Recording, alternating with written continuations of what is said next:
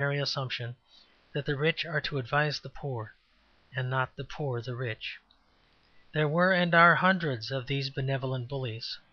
Some say that the poor should give up having children, which means that they should give up their great virtue of sexual sanity. Some say that they should give up treating each other, which means that they should give up all that remains to them of the virtue of hospitality. Against all of this Dickens thundered very thoroughly in the Chimes. It may be remarked in passing that this affords another instance of a confusion already referred to, the confusion whereby Dickens supposed himself to be exalting the present over the past, whereas he was really dealing deadly blows at things strictly peculiar to the present. Embedded in this book is a somewhat useless interview between Trotty Veck and the church bells, in which the latter lecture the former for having supposed (why, I don't know) that they were expressing regret for the disappearance of the Middle Ages. There is no reason why Trotty Veck or any one else should idealize the Middle Ages, but certainly he was the last man in the world to be asked to idealize the 19th century, seeing that the smug and stingy philosophy which poisons his life throughout the book was an exclusive creation of that century. But, as I have said before, the fieriest medievalist may forgive Dickens for disliking the good things the Middle Ages took away, considering how he loved whatever good things the Middle Ages left behind. It matters very little that he hated old feudal castles when they were already old. It matters very much that he hated the new Poor Law while it was still new. The moral of this matter in the Chimes is essential. Dickens had sympathy with the poor in the Greek and literal sense. He suffered with them mentally, for the things that irritated them were the things that irritated him. He did not pity the people, or even champion the people, or even merely love the people. In this matter he was the people. He alone in our literature is the voice not merely of the social substratum, but even of the subconsciousness of the substratum. He utters the secret anger of the humble. He says what the uneducated only think, or even only feel, about the educated. And in nothing is he so genuinely such a voice as in this fact of his fiercest mood being reserved for methods that are counted scientific and progressive.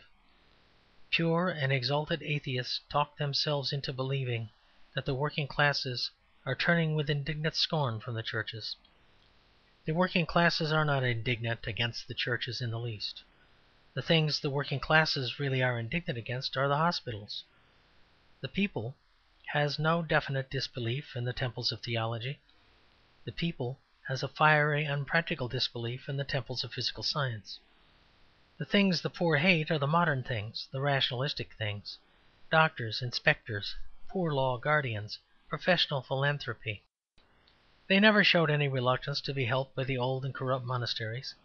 They will often die rather than be helped by the modern and efficient workhouse.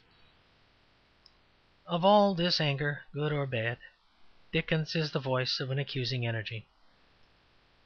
When in The Christmas Carol Scrooge refers to the surplus population, the spirit tells him very justly not to speak until he knows what the surplus is and where it is. The implication is severe but sound. When a group of superciliously benevolent economists look down into the abyss for the surplus population, assuredly there is only one answer that should be given to them, and that is to say, if there is a surplus, you are a surplus. And if anyone were ever cut off, they would be. If the barricades went up in our streets and the poor became masters, I think the priests would escape. I fear the gentlemen would, but I believe the gutters would be simply running with the blood of philanthropists. Lastly, he was at one with the poor in this chief matter of Christmas, in the matter that is of special festivity. There is nothing on which the poor are more criticized than on the point of spending large sums on small feasts, and though there are material difficulties, there is nothing in which they are more right. It is said that a Boston paradox monger said, "Give us the luxuries of life, and we will dispense with the necessities." But it is the whole human race that says it, from the first savage wearing feathers instead of clothes to the last costermonger having a treat instead of 3 meals. The third of his Christmas stories, The Cricket on the Hearth, calls for no extensive comment, though it is very characteristic. It has all the qualities which we call dominant qualities in his Christmas sentiment. It has coziness, that is, comfort that depends upon a discomfort surrounding it. It has a sympathy with the poor, and especially with the extravagance of the poor, with what may be called the temporary wealth of the poor. It has the sentiment of the hearth, that is, the sentiment of the open fire being the red heart of the room. That open fire is a veritable flame of England, still kept burning in the midst of a mean civilization of stoves. But everything that is valuable in The Cricket on the Hearth is perhaps as well expressed in the title as it is in the story. The tale itself, in spite of some of those inimitable things that Dickens never failed to say, is a little too comfortable to be quite convincing. The Christmas Carol is the conversion of an anti-Christmas character. The Chimes is a slaughter of anti-Christmas characters. The Cricket perhaps fails for lack of this crusading note. For everything has its weak side, and when full justice has been done to this neglected note of poetic comfort, we must remember that it has its very real weak side. The defect of it in the work of Dickens was that he tended sometimes to pile up the cushions till none of the characters could move.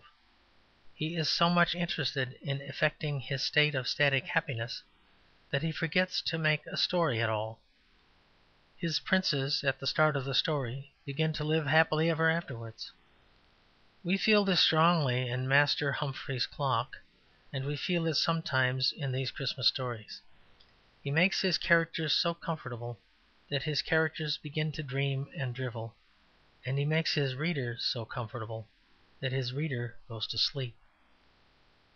The actual tale of the carrier and his wife sounds somewhat sleepily in our ears.